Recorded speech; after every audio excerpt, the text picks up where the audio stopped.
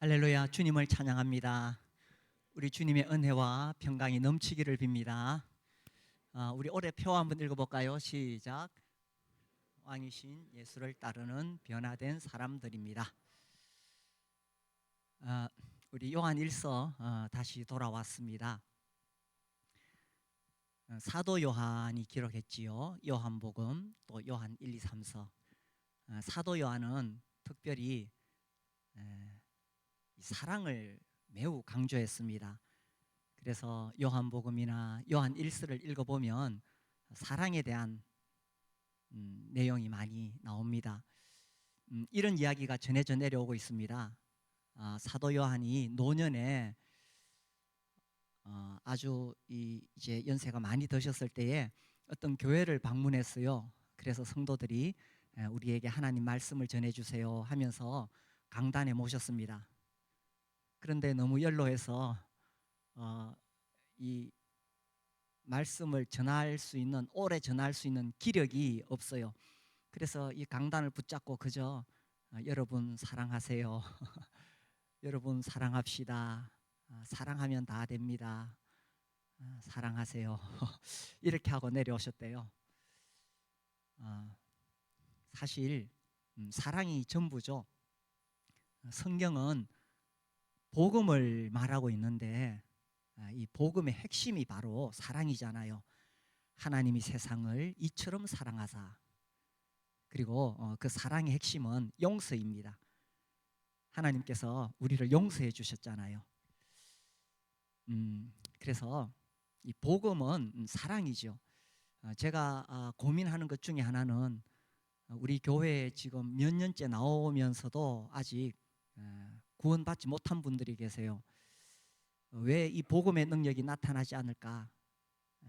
이게 거꾸로 이야기하면 하나님이 우리를 사랑하신 것이 복음이지만 또 우리가 서로 사랑할 때에 이 복음의 능력이 나타난다고 여겨져요. 그래서 우리 교회 안에 이 사랑이 충만하게 되면 이 복음의 능력이, 십자가 복음의 능력이 다시 더 뜨겁게 살아나게 될 것이라고 생각합니다. 오늘 우리 읽은 본문 말씀 14절 말씀 봅시다. 우리는 형제를 사랑함으로 사망에서 옮겨 생명으로 들어간 줄을 알거니와. 이 말씀을 읽으면서 제가 떠오른 말씀이 있어요. 매우 유사한 내용이 있습니다. 혹시 생각나는 구절이 있으신가요? 사망에서 옮겨 생명으로 들어갔다. 요한복음 5장 24절. 내가 진실로 진실로 너희에게 이르노니 내 말을 듣고 또 나 보내신 이를 믿는 자는 영생을 얻었고 심판에 이르지 아니하나니 사망에서 생명으로 옮겼느니라. 잘 외우시죠? 그래서 사망에서 생명으로 옮겼느니라. 제가 처음 복음을 들었을 때에 나중에 조금 흔들렸을 때에 이 말씀 요한복음 5장 24절 말씀을 읽으면서 다시 확신을 가지게 되었습니다. 그렇지, 영생을 얻었지, 심판에 이르지 않지, 사망에서 생명으로 옮겨졌지. 너무나 명확하게 우리에게 이루어진 구원을 하나님께서 약속해 주신 말씀이 요한복음 5장 24절입니다. 자, 그런데 내가 사망에서 생명으로 정말 옮겨졌다는 것은 어떻게 알 수 있느냐? 그것은 요한일서 3장 14절입니다. 가만히 보세요. 14절. 우리는 형제를 사랑함으로 사망에서 옮겨 생명으로 들어간 줄을 안다고 했습니다.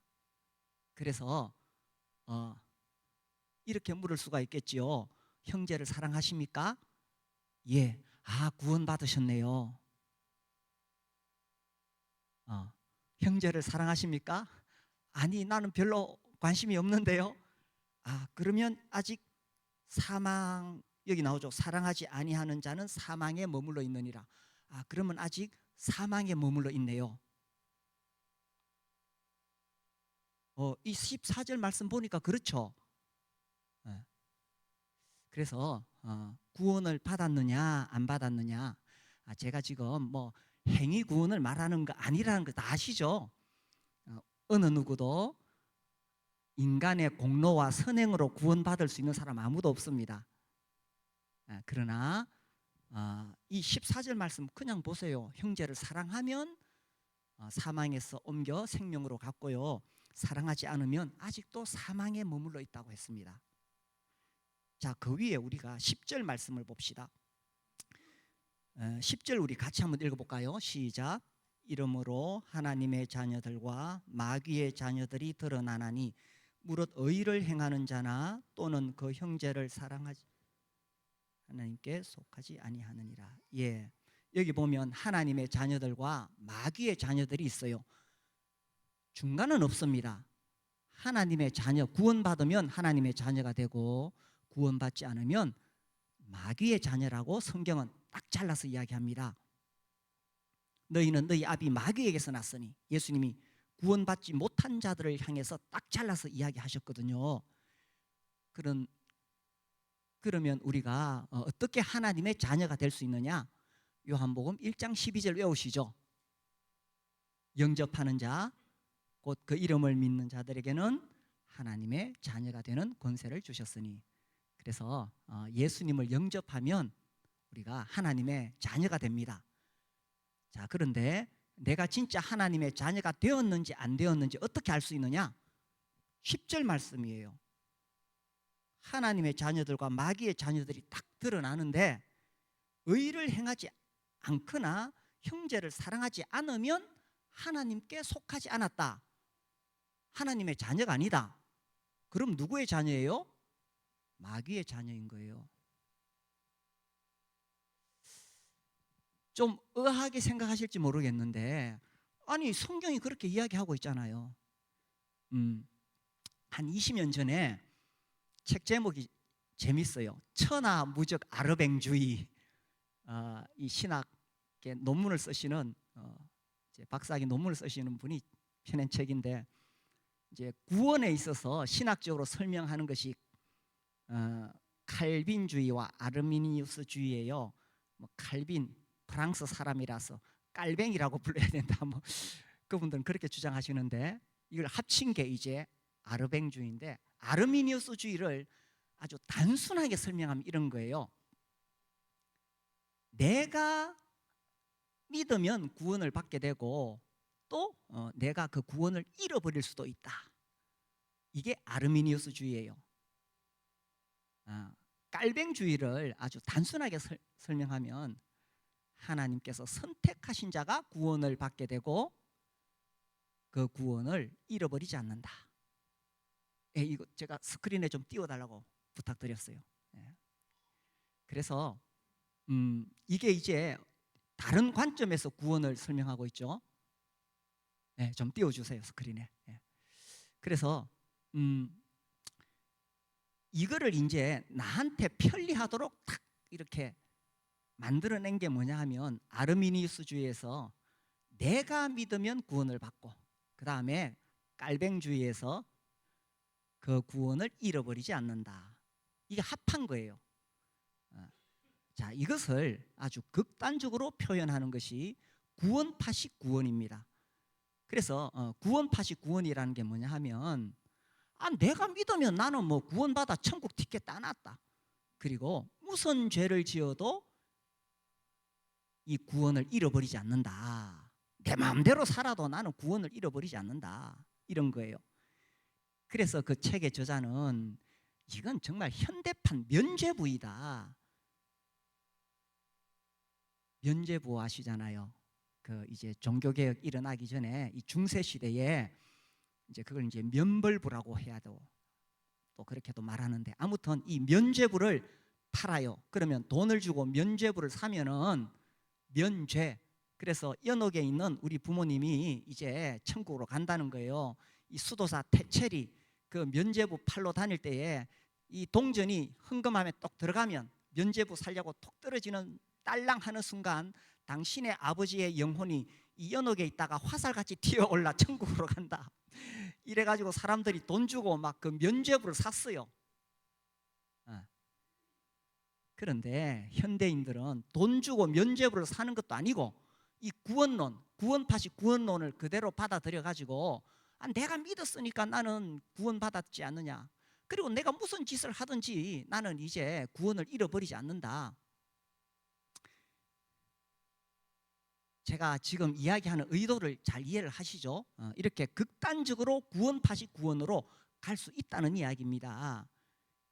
그러니 의를 행하지 않고 형제를 사랑하지 않으면서도 나는 구원받았다고 큰 소리 쳐요. 나는 이제 뭐 내가 믿었으니까 구원받았고 의를 행하지 않아도.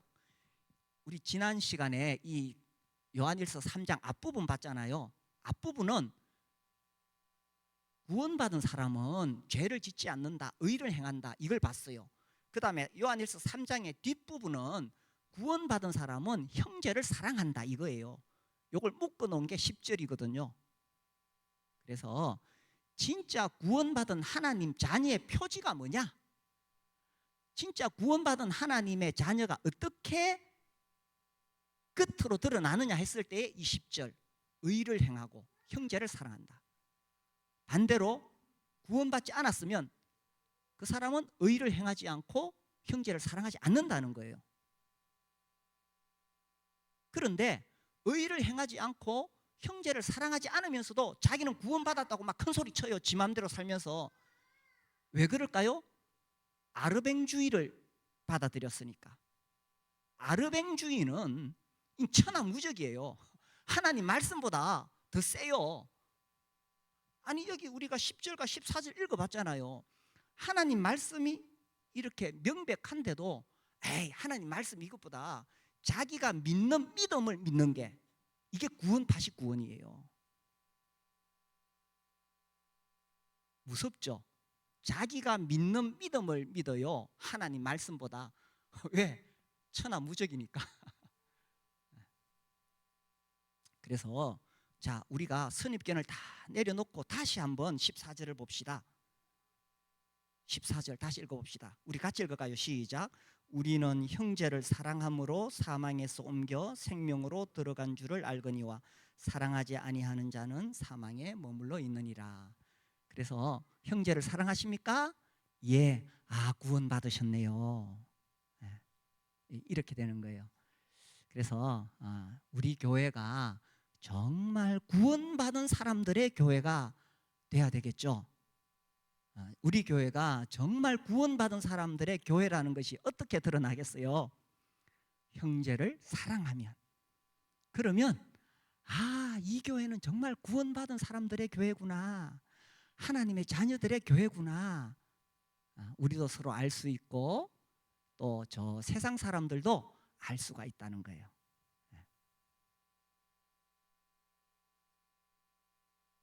자, 우리가 이제 15절을 읽어봅시다. 15절은 조금 더 심각합니다. 같이 읽어볼까요? 시작. 그 형제를 미워하는 자마다 살인하는 자니 살인하는 자마다 영생이 그 속에 거하지 아니하는 것을 아느니라. 우리가 이 15절 말씀을 전도할 때 자주 인용을 합니다. 우리 천만다에도 이 구절을 인용합니다. 죄가 무엇인지 모르는 사람에게 미움은 살인과 같은 죄이다. 그렇게 심한 말씀을 하십니까? 아니, 이것이 하나님 나라의 법이야. 그렇죠? 세상 나라의 법과 다릅니다. 하나님 나라의 법은 미움이 살인입니다. 이렇게 우리가 전도할 때 이 구절을 인용해요. 그런데 가만히 보세요. 문맥상 여기서 말하는 형제는 누구를 말합니까? 이웃에 있는 직장 동료입니까? 아니면 내 혈육의 형제입니까? 아니면 교회의 성도를 말하는 것입니까? 이 문맥상 봤을 때에 이 요한 1서 내용에서 여기서 나오는 형제가 누구예요? 그렇죠. 교회의 형제 자매를 이야기하는 거예요. 그래서 형제를 미워하는 것은 살인이고 그런 사람은 영생이 그 속에 있지 않다. 그래서 여기 명확하게 나오죠, 그죠? 형제를 미워하고 있으면 영생이 없습니다. 아니, 성경이 지금 그렇게 말하고 있잖아요. 그래서 정말 하나님의 자녀입니까? 정말 구원을 받았습니까? 어떻게 알 수 있느냐? 미워하느냐 안 하느냐. 이 15절 성경이 그런 거예요. 그런데도 이 아르뱅주의 구원파식 구원론에 빠진 사람은 형제 막 미워하면서도 자기는 구원 받았대요. 내가 뭐 믿음으로 구원 받지 뭐. 나는 구원 받았어. 미워해도 나는 구원 받았어. 아니 성경을 보세요. 15절 말씀. 영생이 그 속에 거하지 아니하는 것을 너희가 아는 바라. 성경 말씀이 이렇게 명확하게 이야기하는데도 이 아르뱅 주의는 끄떡도 안 합니다. 난 그래도 천국 갈 수 있어. 왜? 아르뱅 주의는 천하무적이니까. 천하무적이에요. 하나님 말씀보다 자기가 믿는 것이 더 중요하다는 거예요. 이 형제는 교회 형제를 말합니다. 그런데 왜 형제를 미워할까요? 앞에 이 12절에 보세요. 가인같이 하지 말라. 그는 악한 자에게 속하여. 이 악한 자가 누굽니까? 그 10절에 나오는 마귀예요. 그죠? 악한 자에게 속하여 그 아우를 죽였으니 어떤 이유로 죽였느냐? 자기의 행위는 악하고 그의 아우의 행위는 의로움이라. 자, 이 가인과 아벨이 형제지간인데 둘 다 하나님께 예배를 제물을 드렸는데 하나님께서 동생 아벨의 제물만 받으셨어요. 아벨의 제사만 받으셨어요. 그래서 형이 이 가인이 시기 질투가 났고 그 동생을 죽였죠. 왜 죽였느냐? 자기의 행위는 악하고 오히려 자기가 악하니까 상대방을 죽였는데 이게 제가 어떤 면에 이해가 됩니다. 내보다 더 인정받는 사람이 있으면 배가 아파요. 그죠? 안 그렇던가요? 나보다 더 잘하는 사람 보면 괜히 이게 좀 시기 질투가 일어나요. 제가 이 청년 시절에, 이 젊은 시절에 생각해 보면 이제 형제들이 나와서 쭉 이렇게 말씀을 전하는데 진짜 말씀 잘 전하고 설교 잘하는 사람 보면 막 배가 아프더라고. 지금도 이렇게 이렇게 목회를 잘하는 그런 목회자들 만나면 좀 배가 아파요. 어떻게 저렇게 목회를 잘할까? 다 우리에게 그런 마음이 있어요, 그죠? 근데 이게 이제 쌓여서 이 시기 질투가 이 미움으로 갔을 때 심각하다는 거죠. 그래서 제가 이 처음에 말씀드리는데 제가 늘 이야기하잖아요. 교회에서는 자랑하지 말라고. 특히 자식 자랑하지 말라고. 손자 자랑도 하지 마시고. 손자 없는 사람은 서운해요.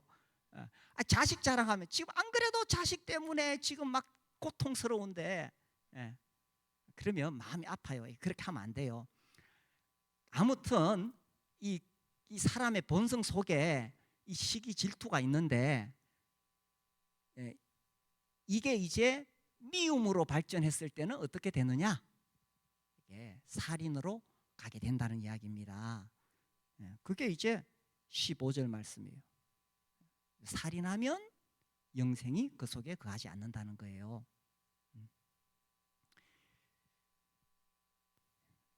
우리가 살면서 미운 사람이 없을 수는 없겠지요.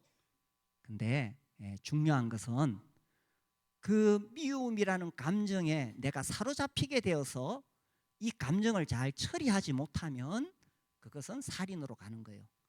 반면에 이 미움의 감정을 내가 잘 처리하게 되면 성령의 도우심으로 잘 처리하게 되면 그러면 영생으로 가게 된다는 것입니다.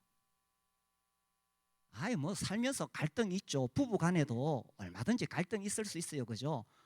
그렇게 사랑해서 결혼했는데 밉고 미우니까 막 자기 배우자 정말 죽이고 싶은 감정이 일어날 수도 있어요. 근데 그렇게 가면 영생이 없는 거예요. 교회에서도 마찬가지입니다. 이 교회처럼 다양한 사람들이 모인 데가 세상에 어디 있습니까? 정말 기질이 다르고 그죠? 이게 나하고 안 맞는 MBTI가 있어요. 그리고 이 살아온 환경이 배경이 다 다릅니다. 그러다 보니 어떻게 내 마음에 다 들 수가 있겠습니까? 정말 다양한 사람들이 모여 있는데, 그래서 갈등이 올 수도 있고 미움이 올 수도 있는데, 그게 빠져 있으면 그것이 살인으로 가게 된다는 거예요. 그게 굉장히 무서운 거예요. 자, 그 앞에 우리가 2장에 보시면은 2장 9절부터 제가 읽어볼게요. 빛 가운데 있다 하면서 그 형제를 미워하는 자는 지금까지 어둠에 있는 자요. 요한일서는 빛과 어둠으로 설명을 합니다. 빛은 하나님이요, 어둠은 마귀죠. 그러니까 이 9절에 형제를 미워하는 자는 마귀에게 있는 거예요. 그 다음에 10절, 그의 형제를 사랑하는 자는 빛 가운데 거하여 자기 속에 거리낌이 없으나. 근데 형제를 미워하면 거리낌이 있죠. 11절 같이 읽읍시다. 시작. 그의 형제를 미워하는 자는 어둠에 있고 또 어둠에 행하며 갈 곳을 알지 못하나니 이는 그 어둠이 그의 눈을 멀게 하였습니다. 이게 분별력을 잃어버리게 돼요. 이 미움이 있으면요, 이 감정은 이게 독이거든. 독은 남을 미워하기 전에 먼저 나를 해쳐요. 그죠? 이 독이 내 심령을, 그냥 내 영혼을 완전히 어둠 속으로 몰아가는 거예요. 그러니 분별력을 잃어버리게 되죠. 그 다음에 살인으로 가게 되는 거예요. 이 미움이 얼마나 무서운가 하는 거죠. 그래서 우리가 살다 보면 이런 감정이 들 수도 있는데, 그때 내가 어떻게 하느냐 하는 거예요. 내가 정말 하나님의 자녀라면 그 미움 속에 빠져 있으면 영생이 없는 거예요. 아니, 성경이 그렇게 이야기하고 있잖아요. 그죠? 그러나 그런 감정들은 우리가 성숙함으로 극복하는 거예요. 부부 사이에서도, 또 목장 안에서도, 교회 안에서도 이런 갈등들이 있을 때에 상대방이 변하기를 바라면 안 되죠. 상대방은 절대로 안 변해요. 내가 얼마나 성숙해지느냐, 여기에 달린 거죠. 내가 성숙해져서 그 감정을 잘 극복할 수 있을 때, 내가 진짜 하나님의 자녀가 맞구나 하는 거예요. 내가 진짜 하나님의 자녀가 맞구나. 자, 그 다음에 이제 우리가 또 16절부터 봅시다. 16절, 그가 우리를 위하여 목숨을 버리셨으니 우리가 이로써 사랑을 알고 우리도 형제들을 위하여 목숨을 버리는 것이 마땅하니라. 이 말씀은 사랑에 있어서 최대치다. 형제를 사랑하는 가장 최고의 모습은 목숨을 버리는 것이다. 본래 우리 인간은 참 이기적이고 자기중심적이잖아요. 정말 우리의 본성은 자기밖에 모르잖아요. 어떻게 남을 생각하겠어요? 그런데 놀랍게도 우리가 이제 사랑이 무엇인지를 알게 되었어요. 우리 주님이 나를 위해 죽으셨기 때문에. 그래서 사랑은 나 같은 죄인을 위해서도 죽어주신 그런 것이 사랑이구나, 이제 우리가 알게 됐죠. 그래서 이 사랑의 최대치가 뭐냐 하면, 친구를 위하여 목숨을 버리면 그보다 큰 사랑이 없다 말씀하셨는데, 목숨까지 버리는 거죠. 근데 이제 실제 상황에서 우리가 형제를 위해 목숨을 바칠 만한 그런 상황은 우리에게 잘 안 옵니다. 갑자기 막 공산당이 쳐내려와 가지고 총구를 겨눈다면 그런 상황이 생길지 모르겠지만, 그런데 17절과 같은 상황은 자주 옵니다. 이것은 형제 사랑에 대한 가장 최소한의 표현이다, 이렇게 말합니다. 17절 우리 같이 한번 읽어볼까요? 시작. 누가 이 세상의 재물을 가지고 형제의 궁핍함을 보고도 도와줄 마음을 닫으면 하나님의 사랑이 어찌 그 속에 거하겠느냐. 이것은 재물을 가지고 어려운 사람들을 도와주라 하는 거죠. 그래서 이 형제 사랑은 어떻게 나타나 있느냐. 그 다음에 이제 이 18절, 자녀들아 우리가 말과 혀로만 사랑하지 말고 행함과 진실함으로 하자. 우리가 말과 혀로는 잘 사랑할 수 있지요. 근데 그렇게 하지 말고 진짜 행동으로 보여주자. 이게 사랑이라는 겁니다. 그래서 이 17절에서 재물을 가지고 어려운 형편에 있는 형제를 도와줘야 된다. 우리 교회는 이거 참 잘하고 있어요, 그죠? 우리 교회는 참 이렇게 도움이 필요한 우리 형제 자매님들에게 이 재물을 가지고 이렇게 잘 도와주는, 이건 정말 우리 교회 정말 아름다운 모습이에요. 이게 이제 말로만 사랑하는 게 아니라 행함과 진실함으로 사랑하는 거지요. 정말 감사해요. 이 사랑은요, 행함과 진실함으로 사랑하려면은 시간과 물질을 투자하는 거예요. 그렇죠? 사랑은 시간과 물질이 필요해요. 그래서 물질을 들여서 또 시간이 필요해요. 그래서 내가 난 우리 교회 형제 자매들 다 사랑한다, 그게 아니고 목장에 함께 가서 시간과 물질을 드리고 또 교회에 나와서 함께 시간과 물질을 드리고, 그래 우리 성도들이 다 함께 모이는 그 자리에 내가 시간을 들여서 함께 오는 거예요, 그죠? 우리 성도들이 함께 모여서 기도하고 함께 모여서 성경 공부하고 그런 자리에 내가 함께 오는 거예요. 그게 행함과 진실함으로 형제를 사랑하는 거지요. 요한복음 13장 봅시다. 요한복음 13장. 이 사도 요한은 우리 주님의 가르침 중에서 특별히 이 부분을 계속 강조하고 있습니다. 요한복음 13장 34절과 35절 같이 읽어봅시다. 34절 35절 시작. 새 계명을 너희에게 주노니 서로 사랑하라. 내가 너희를 사랑한 것 같이 너희도 서로 사랑하라. 너희가 서로 사랑하면 이로써 모든 사람이 너희가 내 제자인 줄 알리라. 그러니까 사랑하라, 사랑하라. 말로만 사랑하지 말고 행함과 진실함으로 사랑하라. 그래서 제가 오늘 숙제를 내드립니다. 말과 혀로만 사랑하지 않고 진짜 사랑하기 위해서 이번 주 안에 우리 목장 식구들 혹은 교회 성도 중에 누군가 만나서 밥을 사주세요. 행함과 진실함으로.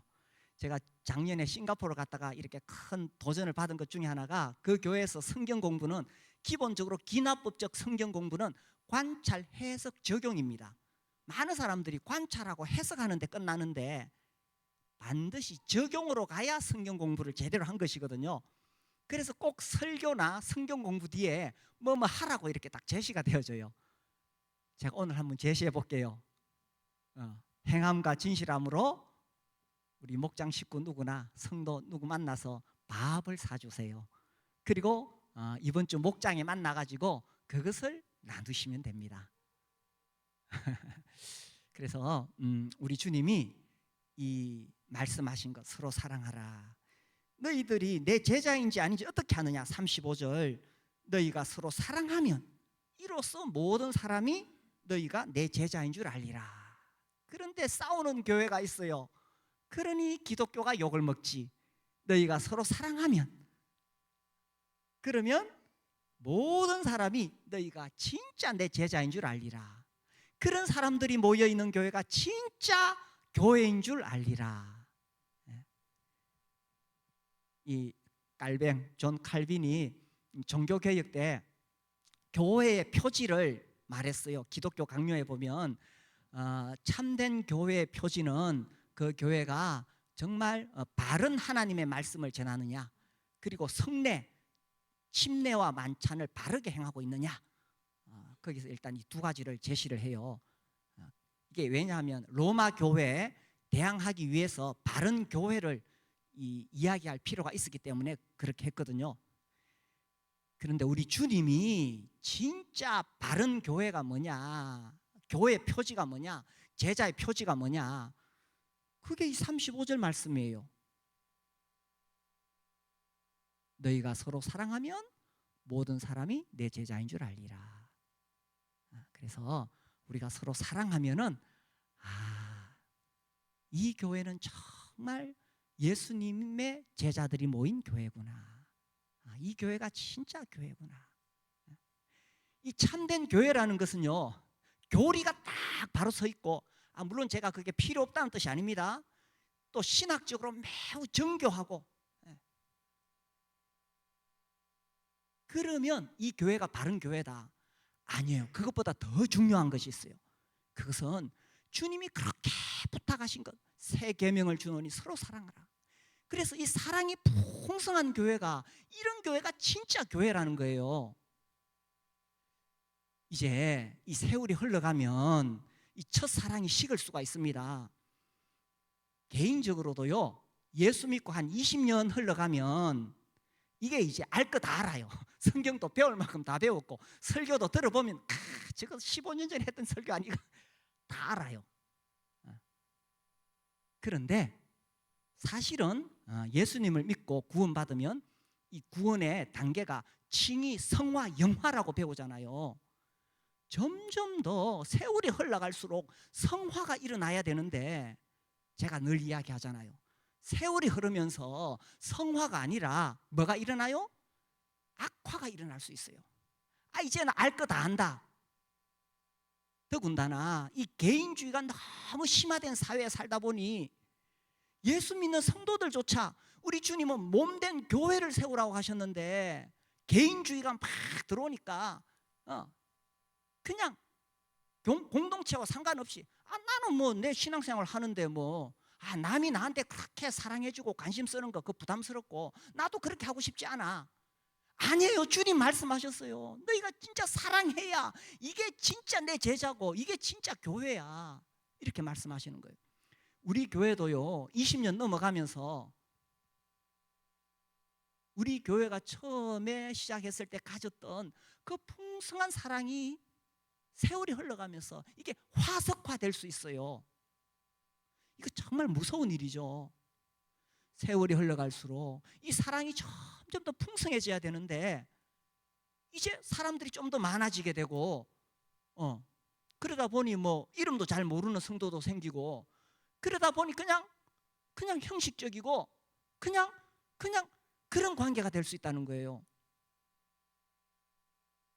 개인이나 교회나 20년이 넘어가면서 화석화되고 악화될 수 있어요. 우리가 이거 깨뜨려야 됩니다. 우리가 성화되어지고 교회가 더 사랑이 풍성해져야, 그래야 진짜 주님의 교회가 되겠죠.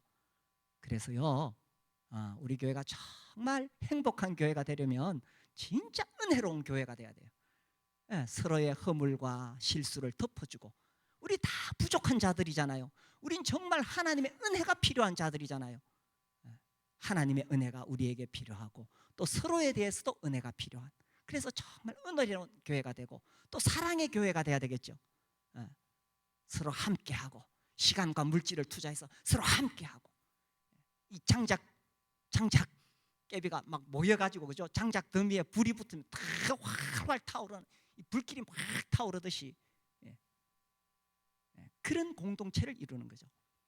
그래서 이 사도 요한이 이야기했잖아요. 서로 사랑하라. 제가 이 극동방송 얼마 전 지난주에 들으니까 막 대한민국, 분노하는 대한민국, 그러면서 어떤 교수님이 막 이렇게 이야기를 하더라고요. 요즘 대한민국 그래요. 어떻게 잘못 찌르면 막 분노해가지고 덤벼듭니다. 그래서 제가 그 방송을 들으면서 우리 교회가 정말 진짜 하나님의 자녀의 표지가 드러나는 그런 교회가 된다면 세상 사람들이 여기 들어와서 그 분노하는 그 세상 사람들이 여기 와서 그 상처가 치유되지 않을까. 극동방송 얼마 전에 거기 이제 뭐 미국 미조리주에서 일어난 이야기, 제가 옛날에 책에서 읽었는데 제가 검색해 봤어요. 인터넷에 검색해 보니까 미국 미조리주에 어떤 그 미용실에 갑자기 막 손님들이 들이닥치는 거예요. 그 미용사가 신이 났어요. 그런데 한결같이 손님들이 머리를 팍팍 밀어달래. 그래, 이상한데 가만히 보니까 이 사람들이 다 같은 교회 다니는 사람들이라, 광신도들이 왔구나. 근데 이제 사연을 들어보니 그 교회에 어떤 사춘기 소녀가 암이 걸려서 수술을 했습니다. 그리고 이제 항암 치료를 했어요. 그러다 보니까 머리가 다 빠졌어. 교회를 못 나와. 그래, 이제 성도들이 가서 신방을 해보니 모자 쓰고 나올 용기도 없는 거예요. 그래서 이제 성도들이 모여가지고 의논을 했습니다. 한 50명 정도 되는 작은 교회인데, 그래 의논을 해가지고 우리 전부 머리를 박박 밀자.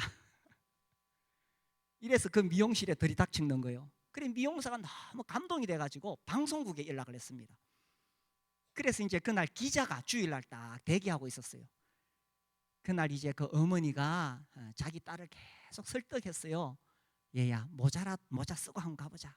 억지로 설득해서 모자를 쓰고 이 소녀가 이제 교회 와서 문을 딱 열었는데 번쩍번쩍한 거예요. 그래 이 소녀가 자기 모자를 싹 벗었대요. 그걸 본 기자가 생방송으로 나는 크리스찬이 아닙니다. 그러나 내가 교회를 다닌다면 나는 이런 교회 가고 싶어요. 이게 하나님 자녀의 표지고 이게 참된 교회의 표지라는 거예요. 우리 교회가 그런 교회가 되었으면 좋겠습니다. 우리 기도하겠습니다.